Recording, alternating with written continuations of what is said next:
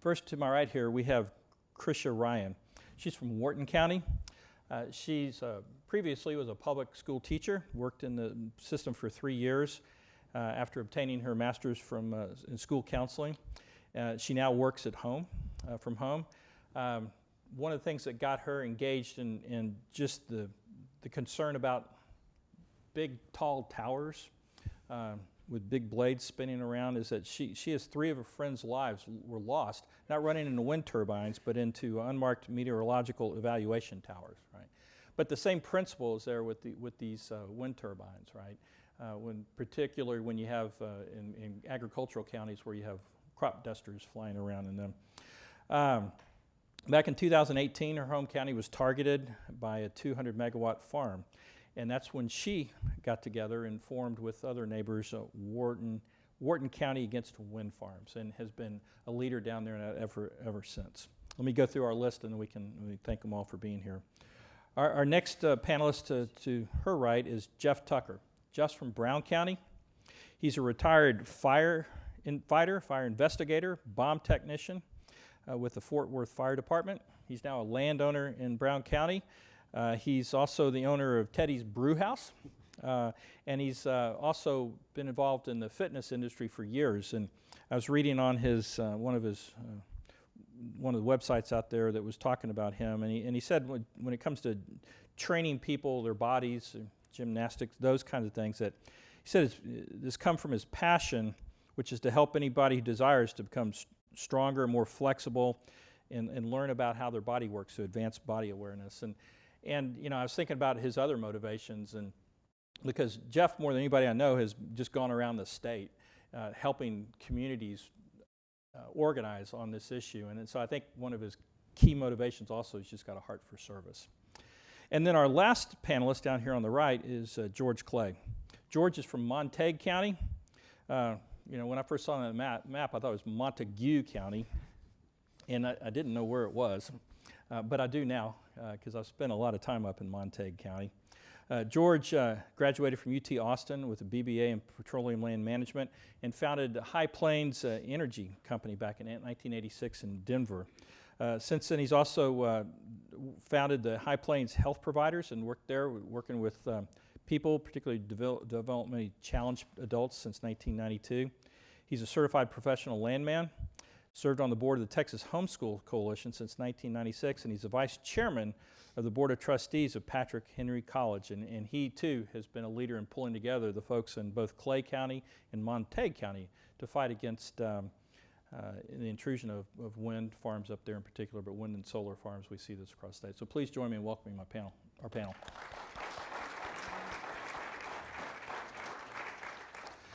All right, so I thought I'd start with you, Jeff, on because you've got a lot of background, been around the state. So could you just start off by telling us what got you into this issue, and then if you would go past that a little bit and tell us how you've seen this movement develop around the state. Sure. First off, thank you for those of you who showed up to listen to us speak today, and Bill for this opportunity. We appreciate what your organization has done to help get this message out, because it's an integral part of what we're doing. What got me involved is I retired from the city of Fort Worth back in 2001. I was a firefighter, an arson bomb investigator, and bomb tech there for about 20 years. My whole life has been dedicated to service. I believe there's no higher calling in life than to be of service, which is what I told somebody out in the hallway who asked me why I'm here today. This is one way to be of service to our community and others who need to hear this message. I retired from Fort Worth, sold my businesses there. My wife retired from being a dean of students at TCU. I know there's a lot of Aggies here. I just hope I upset a few of you. Nobody said gig 'em, so I don't think there's any Aggie. So I missed the Southwest Conference days, by the way. But we decided to go to the good life and take our children with us back to small town Americana. We live in May, Texas, which is about 38 miles north of Brownwood, which is where they go to school. And in our tenure there, the last 12 years, I've got one who's graduated Brownwood High School, now Tarleton, others that are in Brownwood High School, and just kind of out to the stuff that I grew up in when I was a kid before I moved to Fort Worth. And when we moved out there and bought our little slice of heaven on earth in central Texas, in the middle of nowhere, you know, I got to go back to my roots and be a cowboy again and be a rancher. 6 months after being there, I realized that we had a range war that I was unaware of that is now happening at that time and expanded in Texas. And when I say range war, it truly is the new range war in Texas. We realized at that moment when the industry came in how it was going to negatively impact not only me, but our neighbors. And this is not simply about an investment that we have personally into our own little slice of heaven there. It affects the county in much bigger ways. So I had to get on my reading glasses and spend many, many hours studying wind in this industry. And let me just say one thing too. I'm not against any energy that makes common sense and fiscal sense. But when it doesn't, it needs to be called out.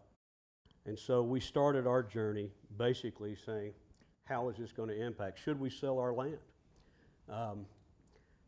It just became a constant battle as we started to talk with the industry and find out that there was no negotiation with them, that they were coming this way, that they were going to do things that would negatively impact our valuations of land, that things that they would do in Texas with this, as I've studied it, is in some areas in the rural county, and I frankly believe this is a rape of Texas landscape.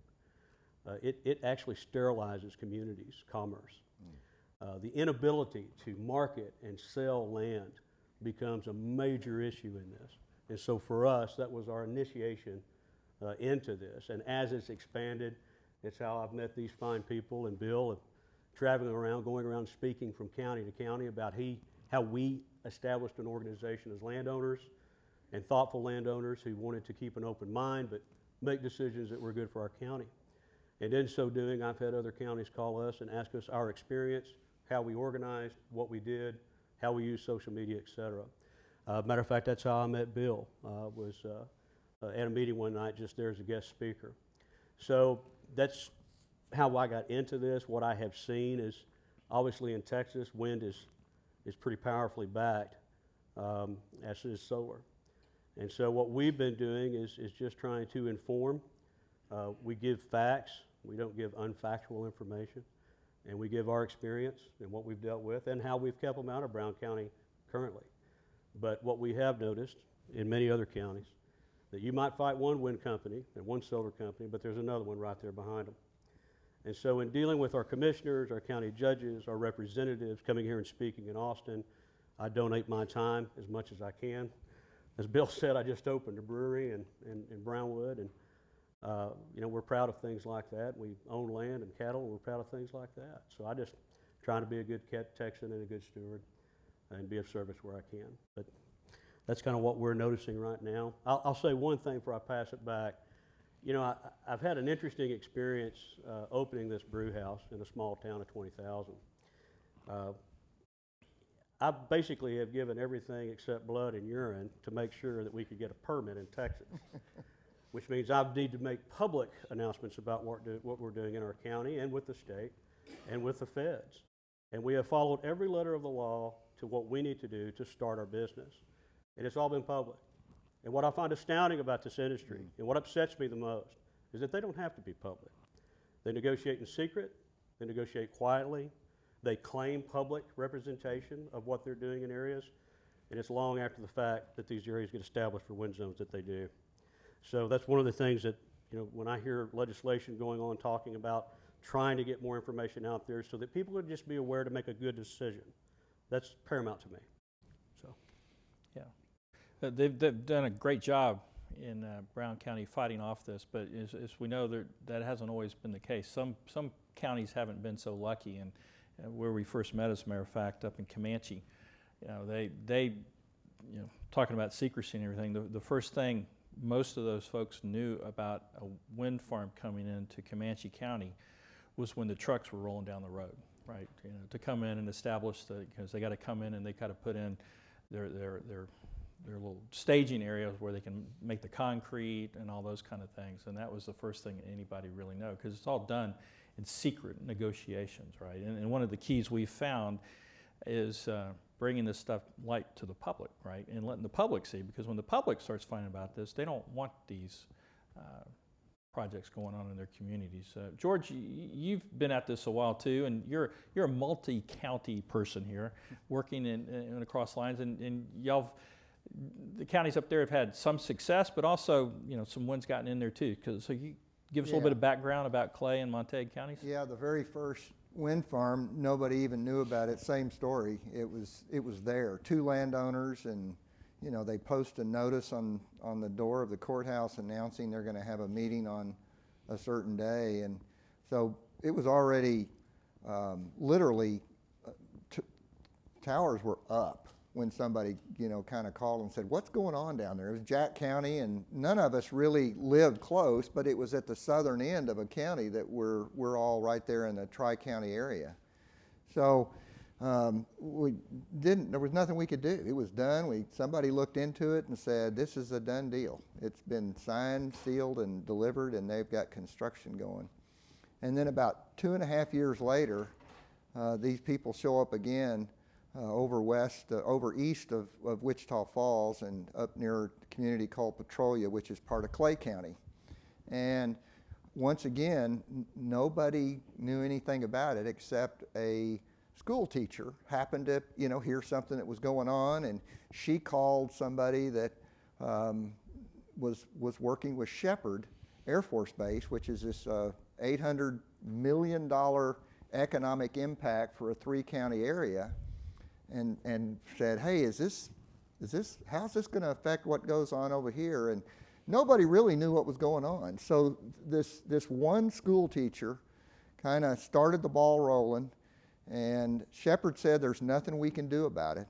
And then this school teacher got a screenshot of a radar screen and took it up there to this civilian group called SMAC and showed them this screenshot and said, "See all those black dots on that radar? Those are wind turbines. And this is what it looks like when they get 100 of these things in the ground sticking up." And all of a sudden, Shepherd takes notice. And so the next thing you know, they're going to the school board trustees and the county commissioners, and they've all been talked to by the wind farm people, and they're all for it. They're going to get some money out of it. They're going to bring all these jobs to the community, and they're just hook, line, and sinker believing everything they hear. And so they even went so far as to say that we're working hand in hand with Shepherd.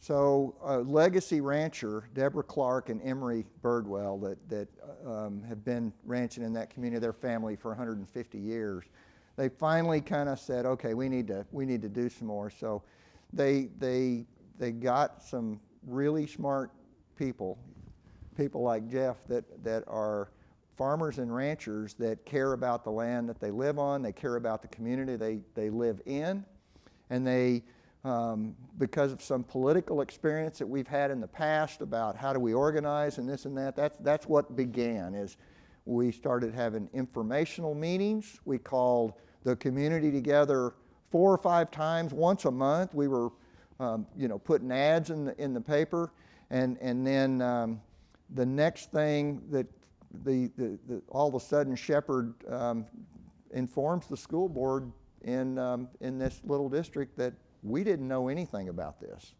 So the credibility of these wind farms went out the door pretty quick. It still took a lot of convincing, and then James Frank kind of came to the rescue. State Rep James Frank, who represents Wichita County and the surrounding counties, and they went in and decided that all these Air Force bases, national defense issues, have these low-level flying routes that are like spokes on a wagon wheel going out from the Air Force base. And it was the wind farm took 3 of them. The one down to the south that we didn't even know about took some of these low-level flying routes out. And this one that they were going to build was possibly going to end half the mission of this Shepherd Air Force Base. So as it turned out, the county commissioners and the ISD who grant these abatement zones switched, decided they were against it, that the bribes that the wind farms were going to be paid to the school districts weren't worth it. They passed legislation that said you can't build within a 25-mile radius of the Air Force Base. We wanted 100 miles, but we settled for 25, and that went away, and everybody thought, great, we've shown these people, you know, we don't want you. Well, that didn't stop them. They come back with a vengeance. They just remembered that they had an independent school district that said yes to one, and so anyway, they show up in my backyard, and that was not good. Clay County had already spent a lot of time building a list, and now they're over in Montague and Clay County. They're going to split the counties because they want to test the water in different independent school districts and different county commissioners. And so the bottom line is, if you run them away, they're going to go to the next independent school district. They're going to go to the next county. That they've established that there's enough wind here, and there's enough abatement money, and these rural schools, they say, we're going to buy you a bus. We're going to buy you a brand new school bus. And we don't think any of the people in our community that were serving as county commissioners and ISD, they had no clue what was being told. They were just looking at $50,000 for a school bus. So Jeff, I got his name from somebody, and he was the one that came over to Montague County, the very first meeting that we had, and Bill came up for it, and Roy came up for it, and Jeff led our meeting, and that was the first night that we really realized that we can do this. And he told us all the different things that went on in Brown County and how they organized and how they put together a coalition. And when this next group came in, by the time they showed up at the Bellevue Independent School District, 3 days notice, that's all they're required to give as far as a meeting.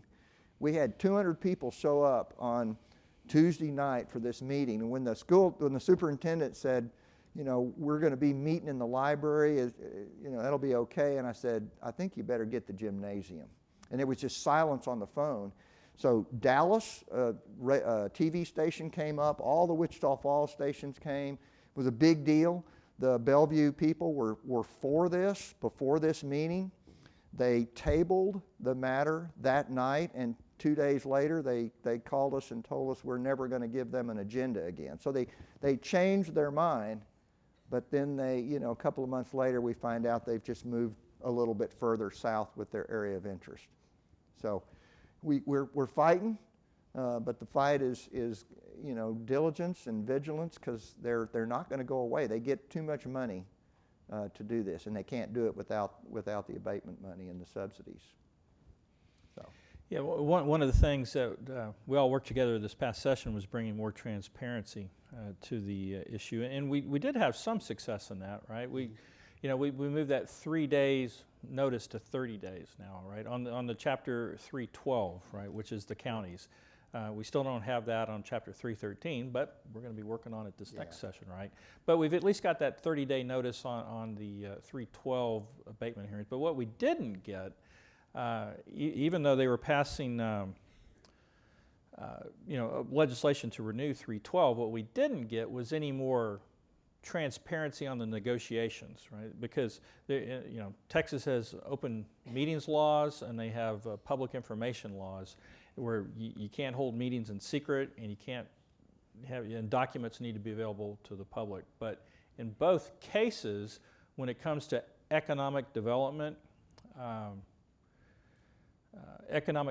projects, and just a quick aside, so the economic development you get from a wind farm or a solar farm is not jobs for the counties, right? It's not jobs for the citizens there. They come and they build these things, and then they go and they leave 2 guys behind in a pickup truck to do maintenance, and that's about it, right? So the economic development isn't for the people of the county, it's for the school district or the county who wants more money to spend, and so they get their more money to spend, but the folks in the county just don't get any economic development out of that. Well, and to that end, Bill, I mean, you know that the jobs that are promised, and then when you actually look at the data, 80% of the job waivers come from the wind industry in Texas.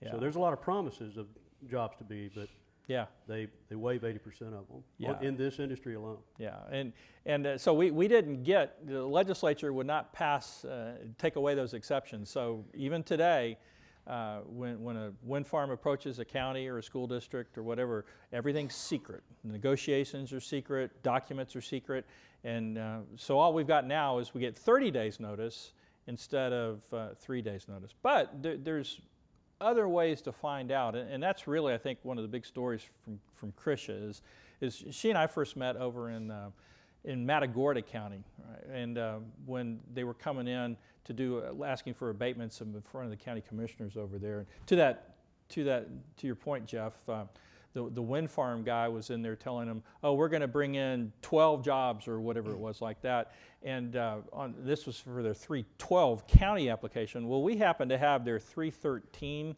application for the school district in our hands. And that's the one where they have to sign their name on there and promise this is it. It was 3 jobs, but they were telling the county folks 10 or 12 jobs, right? So anyway, Chrissy was over there. That's not her county, but they have interest over there. And so those folks were already dead in the water because they had 3 days, about 8 people showed up, and that was it. But one of the things it did do was it helped alert folks over in Wharton County, Chrissy and others, that this was coming their way too.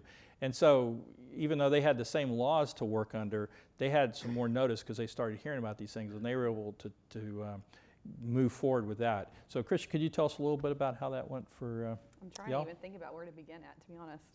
So my family's in aviation, and I feel like I was a step ahead only because of what I already knew. My story began when a Met Tower was out of compliance, and the farmer, we had told him as a business standpoint that's a safety issue for us, and he needed to bring it into compliance, and he kept telling me, well, I've told my landman, and he's going to get to it. So finally, he told me, he said, they're not fixing it, and I don't want to upset, my boss. So I got smart and went and looked up who owned the land and went and visited him one morning. So he ended up giving my name to the wind company, who then in turn called me and said, oh, we're going to get that fixed. And by the way, we're having a wind farm come in. We're going to put in 198 wind turbines in your area. And I about fell over. I was like, holy smokes, 198 wind turbines. How am I just now hearing about this? So I got on Facebook and just started looking up other counties and talking to people, and everyone said, well, if they're really real, you're going to find FAA coordinates online, and they're going to be submitting a 313 and a 312. So at the time, I had no idea what a 313 and 312 was, because although I vote, I just assumed that people that were elected did the right thing, which I learned do not. So I started reaching out to school board members and to our county commissioners, and everyone said, we have no idea what you're talking about. No clue. So I just kept talking to neighbors, and finally neighbors started saying things like, well, we didn't sign, but they told us you signed.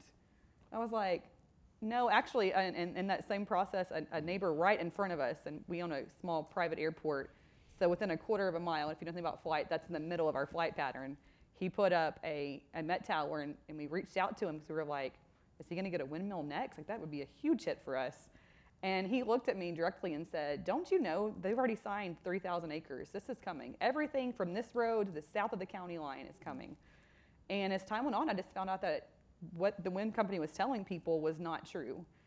So I kept going around and talking to just people and saying, they're supposed to ask for this 313 and this 312. And everyone said, no. I went to 2 school board meetings solo without anybody there, just standing up there saying, if this wind company is fixing to come, please let the community know about this.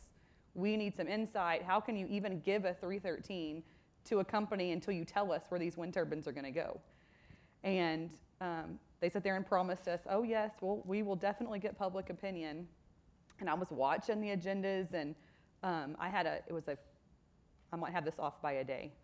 It was a Thursday afternoon that I called because I knew the school agenda should be released on Friday, and I had another commitment to go to on Friday, so I could not watch the agenda board. And the school district themselves, the HR office, told me there is nothing on the agenda about, Wharton Wind LLC, nothing about wind farm, nothing about 313s, nothing about abatements. So I thought I was good to go for a month, for the next month. And I went through my very crazy Friday and crazy weekend, and Monday afternoon I got a phone call from at this point in time, there's about 4 of us in the community that were watching the board. And he said, Krista, they're on the agenda. And at this time, the meeting was less than 24 hours away. So it was 4 o'clock in the afternoon, and I said, you're kidding me. I swear, I talked to them personally. They said it was not going to be there. He said, no, I'm looking at the agenda, and they are on the agenda. So we managed to get our hands on the 313 application, which did list, in this case, all of the landowners, and someone way more talented than I put together a really nice Facebook video, and we spread it out. And I knew people would kind of be upset about it, but the feedback that we got was way more than I ever imagined. And the next day at that school board meeting, we had the room so packed people were standing outside. And we just sat up there and we asked our school board, we said, can you please table this? Just give us time to learn about whatever is coming. Like, we know nothing at this point. And that wind company sat up there and reminded them, he said, we're giving you $75,000 today if you will just look at this application. And one board member said, if we're not out anything, then yeah, let's take it. And the next one seconded it, and it went on. And it just, the community itself, if they weren't already upset about what was coming, that made people really upset, because really our vote, and I actually ended up getting, that's another part of the story, but they bought our vote. We as the people of the community that had elected these school board members were not there to represent us. They were after the $75,000, and one of them even told me, that's a school bus for us, as you said that. So from there, we just hit the ground running, and we started learning all that we could. We had reached out to our commissioners. Bill came down and joined our first community meeting. And even at our community meeting, everyone was learning about subsidies, and everyone was like, still blind to that, like, but wait, a wind farm's coming and they're not going to pay taxes on this? So we had another community get together 2 weeks later. This time, instead of talking about subsidies, talking about what we knew that they weren't showing us. So I was able to take the FAA coordinates and put them on Google Maps to show people, as the wind company was like, well, we don't know where they're going to go. It's like, but it's funny because you submitted these coordinates here that show us where they're going to go. In the meantime, they put up 5 more Met towers. It was just a very, and they just kept acting like there was nothing that we could do to stop them. They acted like, they kept telling us repetitively, we've secured 30,000 acres. This is coming whether you want it to or not. And finally, at our commissioner's court meeting, we again packed the room. We, in the meantime, had talked to all these other counties that had done more outstanding work than us and just learned from them. We did the yard signs, we put together t-shirts, we're very active on Facebook, and they finally, commissioners told them they were not going to be getting a 312. And at that time, they withdrew from the 313 from the comptroller's office, and has kind of died down since then. But in our area, some of the things that I wanted to bring to light was just that, we're the most diverse crop production area in Texas. We're one of only 5 counties that grow rice, and rice is treated, it is dependent upon aircraft. There is no way we're going to grow a rice crop without an aircraft in it. And for us, we have 8 aerial application services that fly in that area, and it was going to be detrimental to there was no way that rice, or I didn't feel, there's nowhere in the United States that we could find that rice and wind farms were together. There was going to be people that were going to be losing their land. It was going to change our agriculture, economic diversity. And I thought it was really sad that nothing, these wind companies come in, and if you look up what 313 and 312 abatements are for, they're to grow your community.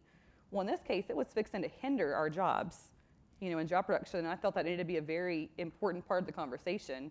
Don't tell me you're only going to bring in 2 jobs. Let's talk about the ones that are fixing to negatively be impacted. And today we have, our wind topic has died down. I don't think it's dead. It's calm for a moment. And in the meantime, we've got about 20,000 acres that's being requested to go into solar production. And, again, just off of one solar project, I know 3 farmers or tenants that are going to be negatively impacted by that. But they see those quick dollar signs as far as the economic board goes, and people just can't see past it. So for us, when it comes to the wind farm, I kept telling people to, quit, we hear the wind farm, we know they want it. We don't have to hear anything else. Let's go think for ourselves. And I would send out emails to just look up realtors, let's say that we're in Brown County, or wherever there'd be a wind farm, and I'd email them personally, in your last 3 years, how has wind farms affected your sales? And I would take their emails and I'd forward them on to our school board members and to our commissioners, because they all came back and would say, this is a direct impact to land value. And it's not just that. If it were just land value, I almost think it would be a weak argument. in some respects. The ripple effect of the cons of this industry to communities is massive, and it's everlasting, and it's ever-reaching. These wind zones last somewhere between, on average, they say 15 to 25 years. The real data seems to be pouring out 12 years for these infrastructures or less. And now it's starting to finally hit that when they have to deconstruct some of these areas or take down a wind turbine that's no longer functioning, where's it going? They talk about it being a recyclable energy or industry. It's not. You think our landfills are bad outside of small towns or DFW, go look at a landfill for a wind project. It's an incredible hazard to the ecosystem. So there's a lot of things that happen in this industry that, frankly, we've all just had to read up on and sort through the fact versus fiction. Yeah. And that's what we really try to do, is just inform with specific information to these questions so that they can make up their own mind. Yeah, I would tell people at our community meetings, like, I'm not here to tell you how to think. Right. I can tell you what information I found, Right. and I encourage you to go home and cross-reference me. You know, I'm a human. I might not be correct. If I'm wrong, let me know. But I'm not going to let a wind farm think for me. But the guise of economic development zones, the federal tax credit, the abatements that are going on in these communities, and frankly, with the state of Texas, it's capped at $10 million valuation on the structures that are worth somewhere between 80 to 190 million. I mean, it's astounding how this industry has been given such a foothold in Texas and the impact it's having on, well, frankly, folks like us.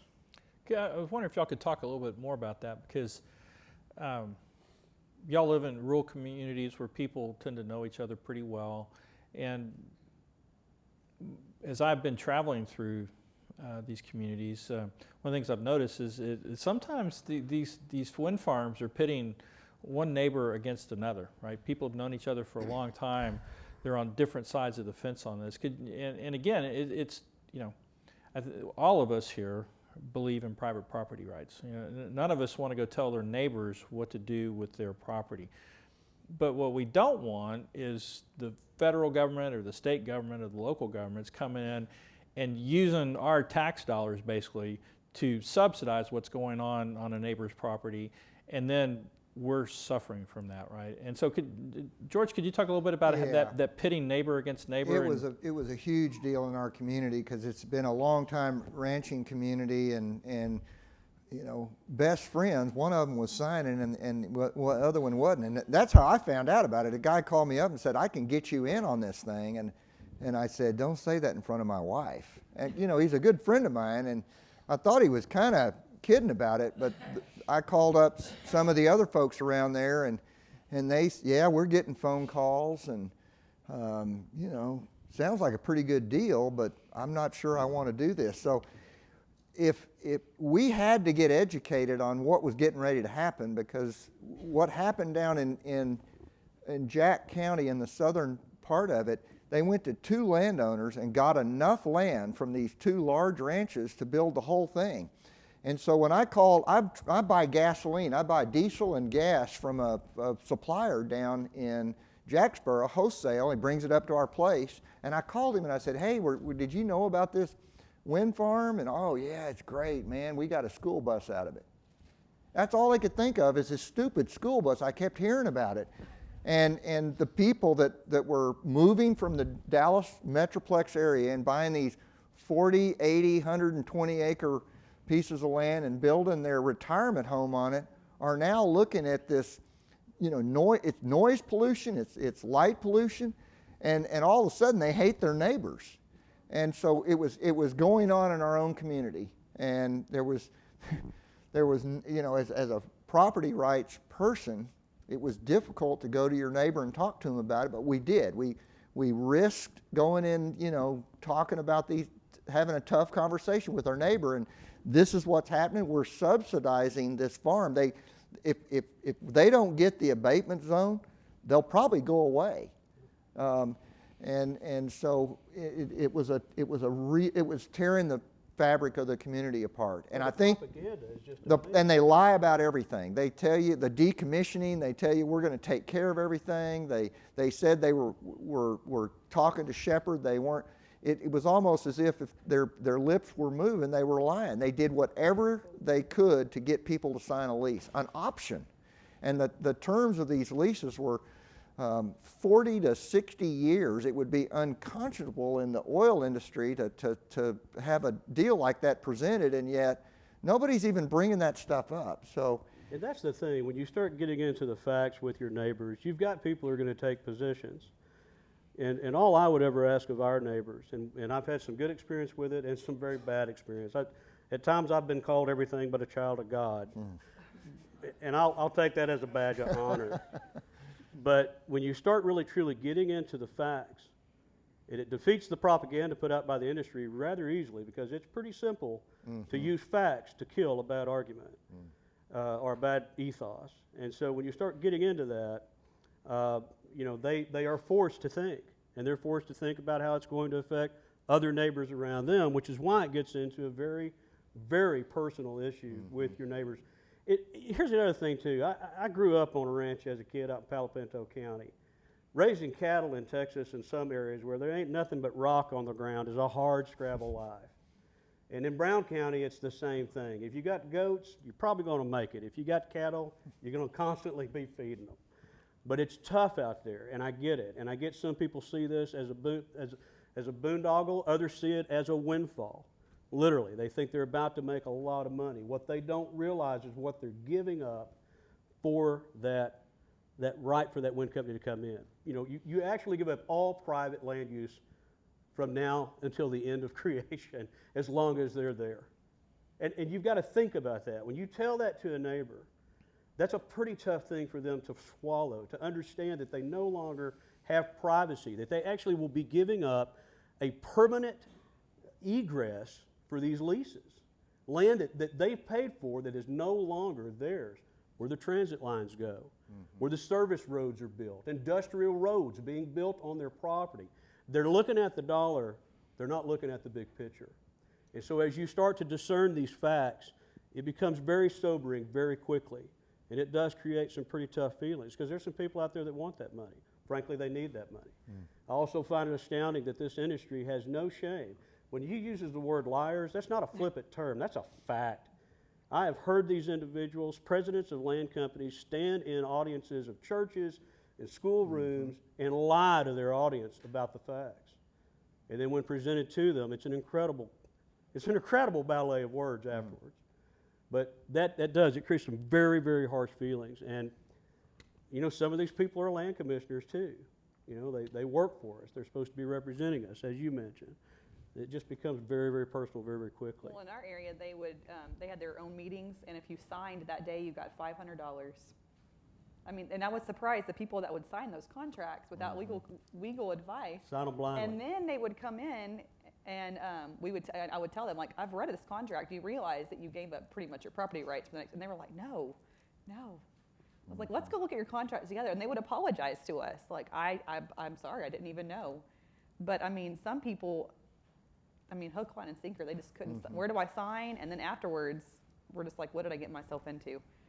But and they know the audience they're feeding on, and it's unfortunate. Well, and it was a lot brought of up the elderly. when I was calling around trying to figure out what to expect. They did tell me they're gonna hit the out of town people, out of state people, and the elderly. And as bad as that sounds, that was exactly who. When we go to find out who signed up, because when someone owns land in California, it's easy to say, well, your neighbors all signed up, so you're going to miss a piece of the pie if you don't sign with us. Well, there's also the non-disclosure agreement tack that's being used by the industry now, where neighbors cannot talk to each other about the contract that they sign. That could be very different from the one signed across the fence. So this industry knows what they're doing. My biggest thing is I really am a bootstraps kind of guy. I want to stand on my own 2 feet. I want to make it myself. And these companies do not stand on their own financially to build what they're building. It's off our federal tax dollars, our state and county dollars, and it's all, you know, with the premise that they're going to bring so much commerce to the area, when what they're doing is sterilizing commerce in the areas. From the inability to market and sell land, which I don't know if you've looked at what land acreage costs are right now. They've gone up, and they're not making any more dirt. So when you damage that, you can sterilize an area overnight. If you want to look at something impressive, go to the Gardner Report. It's an independent study done by a gentleman who looked at how these industries are impacting rural land values. It's what he does for a living, is land values. Within 6 miles, if you can see a wind zone within 6 miles, your property has overnight gone down 15% at a minimum in valuation. And that's if you can sell it. And that's if Yeah. you can sell it. So imagine what starts to happen as you're encroached closer and closer and closer. If you've got them within 1,200 feet, it's upwards of 50 to 60% devaluation of your property. And again, that's just one issue. I mean, you really could have a whole symposium today talking about the health benefits and negatives of this industry and the impacts that it's had on families who've had to abandon their homes because of proximity. There's now studies being done on how these industries are affecting well water. I mean, it's an endless amount of negatives that come up from this industry. Well, I'd like to talk a little bit more about the tactics from the wind farms, because typically you get the information out there and they don't like it, right? And sometimes they're spreading false information, but sometimes they play a little bit tougher than that. I was wondering, Chris, if you could tell us a little bit about your experience with one particular wind company who's trying to come in your area. So in our area, as I was saying earlier, we kind of, I knew about it back starting in that March, but it really didn't come to a head until November. And we had those 2 meetings back to back, and we had wind representatives set in our audience. I mean, at one meeting I had about 150 people there, and I knew that the 3 wind representatives, and I let them sit in the back, and when we did Q&A, I was trying to be polite, or I was polite, and said, I won't put anyone on the spot, but maybe our wind company that is here, the representatives, can answer some of those questions for us. And I gave my moments of silence, and they never once spoke. Thanksgiving weekend, I'm out in West Texas, because that's where my family's originally from. And back at home, I had got a special letter delivered to not only my house, but my in-laws' house. A cease and desist letter from the wind company, letting me know they had about 7 or 8 bullets, one of them being that the $75,000 is not a gift. They wanted me to take that back from our Facebook post and stuff. But yeah, they sent me a cease and desist letter and refused to meet with me and tried calling kind of stuff. But I ended up getting a really good attorney out of Austin, actually, that I was led to, and we wrote them back. And they, again, we returned with several questions. I requested all of the documents. I wanted to know one of the biggest things for us, and I'm sorry, I am kind of jumping around. When that school board meeting happened where they had accepted that $75,000 check, we started going back through previous documents, and the school district had got that check the previous month, the day after their meeting. So they knew for 3 weeks what was sitting on their desk, and they still told me the Thursday before that was not on the agenda. So as far as I know, I think that's the only wind company that's given a cease and desist. But I will add in, when we're talking about community members, that I'm from West Texas, and Glasscock County got one of the first wind farms in 2005. My family flies out there, and again, it was some big ranch land type stuff. There were people that when our wind project went through in 2017, so 12 years later, when I was telling them what was happening, they still did not know the school had given an abatement. 12 years later, and we're unaware that school district had passed those abatements. And for us, people are, and I too am all about property rights. You'll never find me telling you, if you want to put a windmill on your property, more power to you. But in the meantime, I don't think that our commissioners or school districts should be granting any form. They should not be indirectly funding that project. And they need to be educated. That's been the other thing too, is coalitions together to educate our communities, our commissioners, our judges who've never dealt with this type of issue, school boards as well. Blanket County, you mentioned jobs earlier. They were promised 3 specific, not Blanket County, but Blanket in Brown County. The school district was promised 3 permanent jobs through that economic development. 2 of them were waived. They were granted 1 job. The school board just signed off on the waiver without challenging it. And when speaking with Moak and Casey, who represents the state of Texas numbers for the comptroller's office, I asked them point blank in our meeting, what if they challenged you on that? Do they have to sign the waiver? They said absolutely not. The school board could have insisted on those jobs remaining. They didn't do so because they didn't want to upset the wind company. You mentioned about getting feathers ruffled up. I was actually on the radio, on live radio in Comanche County, asked to be there as a guest to speak on wind because Logan's Gap was developing there, mainly because of one 20,000 acre landowner who decided to shove this down his county's throat come hell or high water. And while on the air, the county judge ran across the street from the courthouse and tried to shut down the live radio program. And I could tell something was going on behind me because the DJ was really having a fit. After I left that radio program, he basically told me verbatim, I'm not going to use the name of the rancher. If this rancher wants it, he's going to get it, and that's how it is. And you must be a rich son of a bitch if you're against this. Well, I know there's a decorum for judges in the state of Texas, being a former lawman, so I actually bucked up on him a little bit. And I informed him I'm not, nor am I the bitch of my mother. That kind of pissed me off a little bit. Oh, God. And let him know that I'm not going to be bullied by him or anybody else. I mean, it's incredible the forces that are behind this thing. But for a county judge to act that way. And that's what the general people like us are out fight against. Yeah. You know, these companies come in and it is, Forgive my language, I'm just a retired firefighter. Well, But that's before what happened that day. Well, before we're going to move on to Q&A in just a minute, but y'all have had a lot of success in fighting things off. So I'd like to kind of end with a positive note here, and tell us what good has come out of y'all's fight about taking on these industries. What's gone good in your communities? I've only lived in my community for 25 years. Wasn't born and raised there, and when we moved there, we homeschooled our kids, so we weren't in the school district. We lived out in the country, and we didn't know a lot of people. We had 50 head of cows, and we raised chickens, but we kind of stayed to ourselves. But when this happened, it was incredible how quickly people came to understand what was going on. This community meant something to every one of these people. Their families had been there. There were 3 and 4 and 5 generations of people. So the community came together in a way that nobody had ever seen before. We maybe have never had any tragedies. We've never had anything. But to see 200 people in 3 days show up and all the planned speakers that we had set up to address the school board didn't do justice to the math teacher who was retired, who got up and was looking at some of these kids he had taught, and he said, I can't believe you see a room full of people like this and you're going to let this come in and destroy our community. It was the totally unplanned people that came in and made a difference. And so we now have a strong coalition.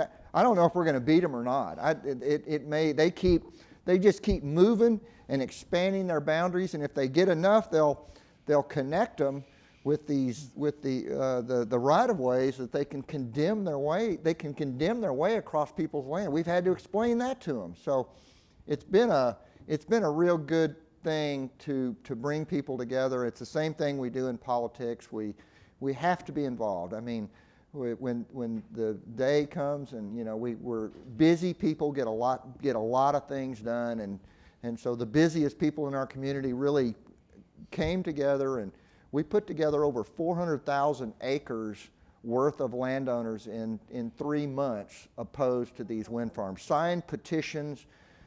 It was just incredible. So I'll piggyback and I will give especially our commissioners in our area, I think that they even complimented that they liked seeing the people, because I would tell people, call them with your opinions. Don't tell me about your opinion. Right. They're the ones that need to hear. And our people, we had so much talent that just came together.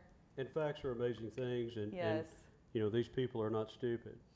They are invested in their communities, they're invested in their properties, they're invested in their industries, and all of them came together to say, hey, look, I've been informed, here's our opinion, and that's all we asked for. mm-hmm. And then for those elected officials to represent the And that voice too. and not the. And sometimes you got to check them too.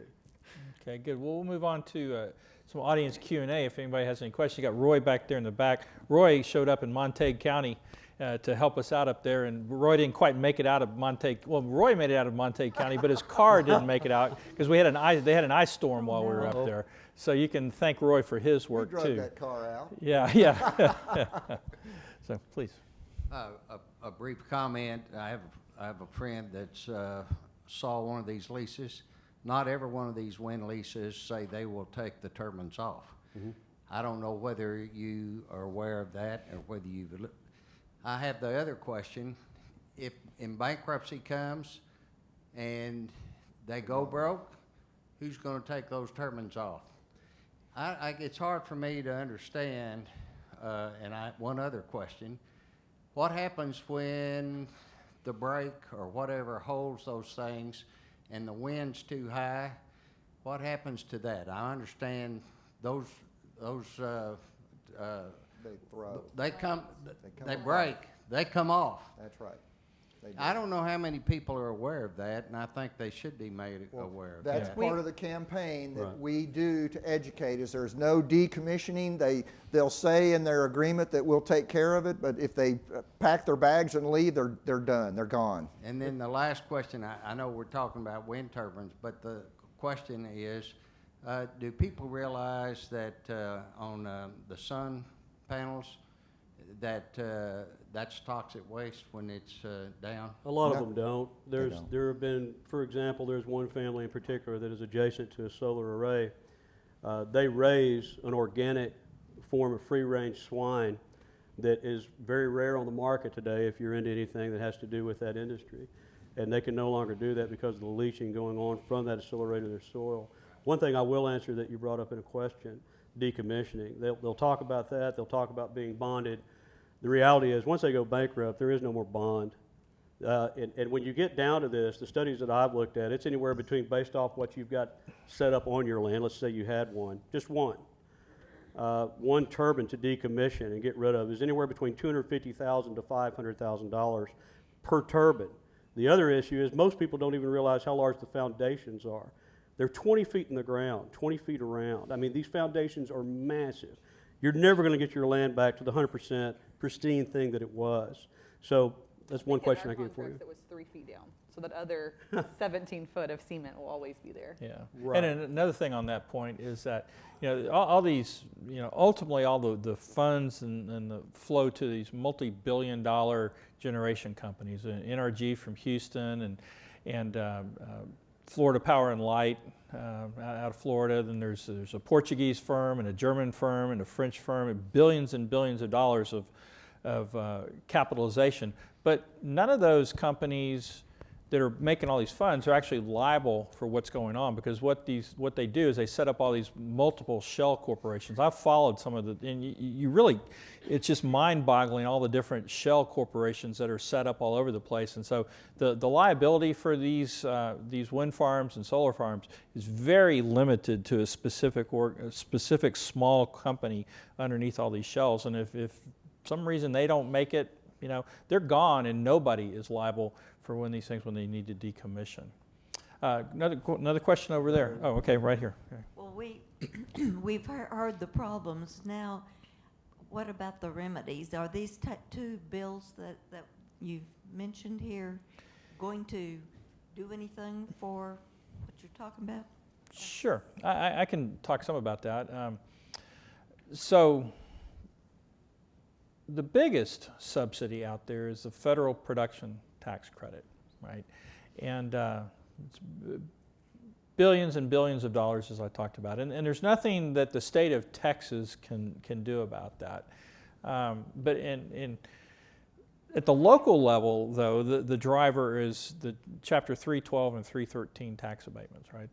As much as the production tax credit is, these companies can get those in any state. Now, Texas has an advantage over a lot of other states because we have the only really truly market-based pricing system in the United States when it comes to electricity grid. So they can take advantage of that, because that means they can sell at a price that's lower than everybody else because they're making all these subsidies, right? And so, but even so, they want those local tax abatements. So one of the things that we've used and y'all have used is if we can get rid of those local tax abatements in a particular county, well then they'll move on to the next county, then we fight that battle over there. Well, what we'd like to do is get rid of the local tax abatements for everybody, right? These are 312, 313 tax abatements. They're used for, not just wind farms and solar farms, but for Exxon Mobil or Amazon or. You can go to the Comptroller's website. The majority are coming from renewable energy. Right. The bucks, the majority of jobs are coming from other companies. The majority of abatements are going to these other ones, and so we'd like to get rid of all these abatements at the foundation because we don't believe in corporate welfare.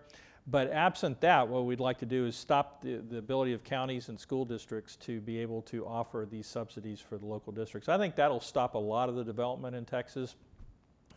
We can also get the Public Utility Commission to stop giving a free ride, essentially, to wind farms and solar farms. They can't call with dispatch, right? When the energy's needed, they may not be there because the sun's not shining and the wind's not blowing. Yet any other company in Texas gets penalized when they don't show up on the grid when it's needed. These don't. And so Senator Hancock, for instance, last session had a bill that would have forced the PUC to look at this, maybe not do anything in particular, but look at this issue. It passed the Senate and died in the House. So that'll be something we'll be looking at again this session. And then there's lots of other smaller fixes that can reduce the impacts of these subsidies.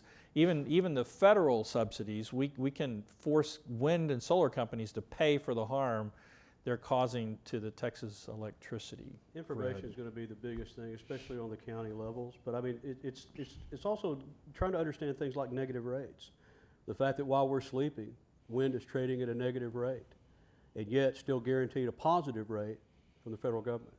And those types of things create bigger conversations with your representatives, local and statewide. So imagine that it's trading at a negative $8, and then yet they're guaranteed a performance tax credit benefit of $24, regardless of what it trades at on a negative bill. Yeah, we got one over here.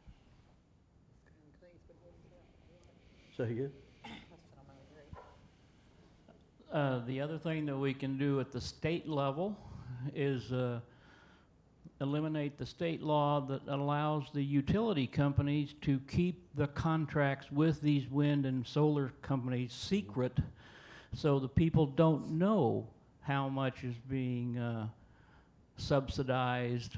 So that would help all across the state if those contracts were open to the sunlight. And so there's a state law that allows them to keep those contracts secret right now, and that needs to be changed. Agree. Yeah, absolutely. Secrecy. Over here, over this way, if you would, Roy. We got one over here. Okay, you got one back there? Okay, we'll move around. And then we'll get you too, sir, over there. Yeah, but secrecy is how economic development works in the state, you know, because nobody wants anybody to know until it's too late. So, yes, sir. Yeah, well, the Railroad Commission does a pretty good job of monitoring and regulating oil and gas. Why don't we have an agency, or even maybe the Railroad Commission, regulate wind and solar? I mean, they have pretty stringent requirements. You wouldn't have an argument for me for anything that would put. You wouldn't have an argument for me for anything that would put sunlight or some form of controls on this. I agree with you. I can't imagine that they're not being regulated. I just find it astonishing that basically the ones that are really in charge of whether this happens or not is not, you know, at that level. It's down to the county commissioners and the county judge. I find that astonishing. Yeah. So I agree with you. I think anything that could help control that. Well, every oil and gas well has to pay a severance tax. Mhm. How did they get out from doing something like that? Good question. And oil and gas companies have to post performance bonds, you know, if they become an operator, and we have nothing like that, even hoping. And we had bills, you know, TPPF, 10 or 15 bills that had drafted and spent a lot of time on, and these wind lobbyists went bananas over some of the stuff, and we were asking for decommissioning of, you know, some kind of a bond if these things go south. There's at least some money left behind to start cleaning them up. Wouldn't have anything to do with it. Until it got changed and when companies were okay with it, Yeah. then it sailed through. Yeah. Yeah. So, yeah, go ahead, Roy. He's been waiting patiently. Roy. What is preventing a landowner who doesn't put the wind towers on their land from suing the neighbor that does and diminishes the value of their property 40 or 50%? Well, the problem is that you know, as long as it's their property, they get to use it how they want to, right? And It damages my property by them putting it there. Why? I've got no defense.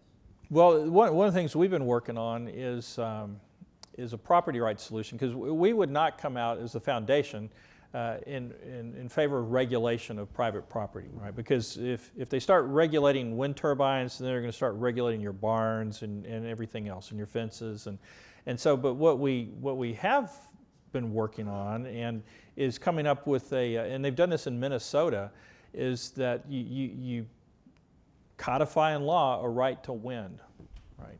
And so if you have wind coming across your property, just like you have oil and gas and water under your property, and you have a right to that. So if somebody, and it's amazing the disturbance fields for one of these big giant turbines. And, you have a field, a turbine going, and for a long ways, hundreds of yards behind that, you can't use another wind turbine. And so basically what it does is creates a right. So if somebody puts a turbine over near your property, and they're taking away wind from yours, then you have a right then to negotiate with them on the wind that they're taking away from you. And basically they use this up in Minnesota, and they put together these nonprofit corporations where people would donate their wind rights to this corporation and pledge not to use them. And they, in 2 areas in Minnesota, they actually got together enough folks to pledge wind rights that there wasn't enough wind left to building wind farms.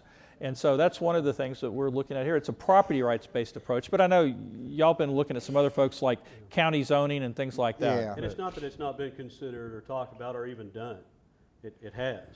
But, not everyone has that bottomless pit of money to get into that type of litigious fight. Can I just mention the Cook County? Yeah. So there is some litigation in a county where the primary is that the county judge had a conflict of interest when he voted on the deal because he'd already signed a wind lease. But the lawyer that this man from Cook County hired has been dealing with issues like this in the petrochemical business down on the coast and stuff. And we all met with him, and he's got some incredible theories that he's come with it. He calls it reverse condemnation, and it's exactly what you said. And he's got like 7 or 8 different law points that he's brought up in this litigation. And he knows he's not going to get all 8 of them. It's a shotgun approach because it's going to be a precedent. But that's exactly what he's doing is these values have gone way down, and the neighbor has the right to sue the person next to him who caused that to happen. And the reason he's going to win, the reason he thinks he's going to win is because the government is involved in that decision because the ISD and the county commissioner voted for that. So he doesn't know how this is going to shake out, but it is going on as we speak. And that litigation has been filed and is just working its way through that small town court right now. Yeah. What do surface owners receive? Do they receive a lease bonus, surface damages, royalty? What do they receive monetarily? Depends on how good a negotiator they are to begin with and how skilled they are. On average, I could throw out some numbers for you. It's basically about $5,000 per turbine in the lease component, and there's a royalty component. But a lot of it gets down to, let's just say you're going to sign. And I've had some individuals who have decided to sign. So we've hooked them up with an attorney to really explain to them what they need to be looking at to protect their rights, specifically private land rights. But that's kind of an idea. Most people, when they start getting into this, they think there's going to be a number of turbines on their land and that they have control over where that turbine is going to go because they care about where their barn placement is or where they have a grazing area, et cetera. They really have no controls at all. And when they start to find that out, it's when the negotiation gets tenuous. But those are kind of some broad strokes. Now, again, it's a reason you need to know what negative rates are because those negative rates will affect what that royalty ultimately is. So there's a lot that you're going to need to unpack in one of those leases. Yeah. You've spoken some to my question. Was asking about performance bonds, and you talked a lot about different companies. You're talking about they lied, and it seems like sometimes there's a bait and switch. That one company that gets it put in, they do not have a vested interest. They sell it and they're gone. Could you speak more maybe to that and about the performance bond that would at least ensure some responsibility? Yeah, I'm not very clear on a lot of on that kind of detail. There's but nothing. There's no state regulation that requires these companies to post a performance bond. So the only way it can be done is in the contract itself. And There's what they've put in there. We've seen, they've addressed it. They put something in there, it's meaning, there's no teeth, there's nothing. So unless you have an extremely well-versed attorney that's representing you, there's not going to be anything in there that's going to clean that farm up when it's become obsolete. But like in the Railroad Commission, for the oil and gas industry, There is. Correct. so shouldn't that be a public concern to? It should. That's right. It is a good It was brought up in the talking last session, and it's going to be brought up again in the next one. Be careful, you're using logic. And that really is, I mean, that's a question that is asked constantly, but when you give a logical approach, it's astonishing how they will walk away from that negotiation over the fact that you now have a counterpoint that's extremely intelligent. So I'll add in too, for us, that when our wind farm was going in, it was going to be the decommissioning bonds we posted in 10 years after the abatements. And even then, like when your wind farm went out, you had to go apply for the bond. And they couldn't tell us what the guidelines were going to be. So, you know, because in my mind, it was pretty simple. I have a windmill that your company put up, and now you need to take down. But if I have to apply for it and qualify, you know, with how shady they already are, well, what are the qualifications? One other thing too, this is relatively a pretty young industry in Texas comparative to other states where it's taken a foothold prior. But go look at the abandoned turbines in California. They're still standing. It's pretty bad. Hawaii. You know, and so then you know. Yeah. They're beautiful, aren't they? You know, and I, as a landowner, I mean, when I think about the cost of having to decommission it myself, which I've called a company to do so, if it were the case, it's astonishing what it's going to cost. It's a lot of I'm not money. selling that many cattle. Yeah. And talking about being young, though, solar is taken over, and talk about Right. an industry that does not have the research behind it. At least with wind, when we had these conversations, you can go find other states that have been doing this for 10 years. With solar, it's so new that there's not that research. There's not even people that you can contact besides someone else that's saying, we're trying to stop them, but we don't know what to do. It's incredible how desperate they get too. You know, in Brown County over in Brooksmith, they physically went to the county commissioners and asked, okay, we don't have enough land to put together something that's economically viable for this project. So can we have right-of-way down the county roads in the bar ditch to run their transmission lines? Because we blocked them. We'd had over 110,000 of acres that said no, and only 5,000 acres that said yes between two counties for that recent incident. It's astonishing the areas that they'll try to go to. And I still can't get a straight answer from anybody as to if they have a solar array establishment, because they also seem to be involved in wind as well. Will those transmission lines ever be used for a wind industry component? I can't get anybody to answer that for me. We've got time for one more question. Your stories of involvement seem to begin when you were directly impacted in rural areas. For the folks living in non-rural areas, what message would you give to them to rally to the cause, even though they're not feeling the direct impact like you guys are? And how do you foresee them supporting what you guys are looking to do? One thing that made our city people upset was I went and took the counties that had been granted 313s, and then I went and looked up what their tax rates had been since then, and it's amazing how the majority of them have all gone up. Yeah. You know, so as a school district sells this as, well, this is going to help our tax revenue, your taxes are going to go down. But then again, I would encourage people to go think for themselves, and we'd go look it up on the state website and say, what's funny, because these numbers all went up. Yeah. And city people, you know, not, and I shouldn't say city country type thing, How but dare you, city people? I mean, those city people, honestly, it affects certain people directly, but nobody wanted to hear about their taxes going up. And that tended to get people, And let me add to that it was too. complete opposite of what it was intended for. Yeah, get information. I mean, you know, they'll put out there that Walmart is buying nothing but renewable energy. They'll put out there that this grid is going specifically, this wind zone is going specifically to the cities that you're talking about. And it's really a great question.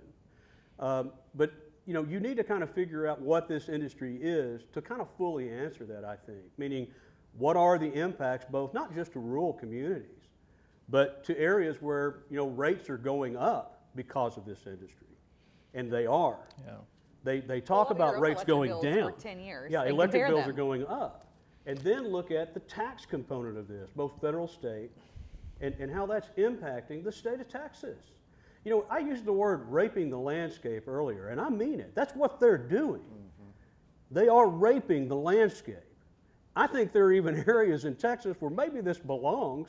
So I can see maybe where it can make some common sense in some areas. But is it still making fiscal sense? And I can't proof that one out yet. They're not producing. There's one question I always propose to an audience when I speak is, when are you using power? Normally during the day. If you look at the FAA records, when is wind blowing? Mainly at night. Exactly. I mean, it's just, you start applying common sense and logic, it becomes a Ponzi scheme. Yeah, and I think that's basically what this is a Ponzi scheme. So Texans, the PUC, you know, we're having a hard time maintaining reliability in our grid in Texas, and renewable energy subsidies are the main reason. And to fix that, the PUC did this thing, I won't go into all the details, the operating reserve demand curve. They put this, it's a pricing adder in place. Last year, 2019, that solution to the reliability problems caused by renewables added about $1.4 billion a year to our electric bills, on top of the $2.5 billion of the subsidies. That's my message: reliability and affordability to everybody else across the state. So thank you all very much for being here with us today. Really appreciate it, and please give our panel a warm thank you.